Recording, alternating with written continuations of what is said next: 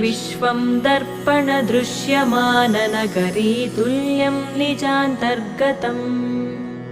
पश्यन्नात्मनि मायया बहिरिवोद्भूतं यथा निद्रया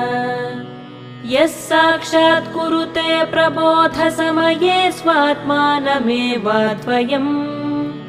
तस्मै श्रीगुरुमूर्तये नम इदं श्रीदक्षिणामूर्तये तस्मै श्रीगुरुमूर्तये नम इदं श्रीदक्षिणामूर्तये बीजस्यान्तरिवाङ्कुरो जगदिदं प्राङ्निर्विकल्पं पुनः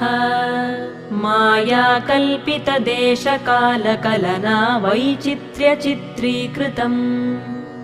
मायावीव विजृम्भयत्यपि महायोगी वयस्वेच्छया तस्मै श्रीगुरु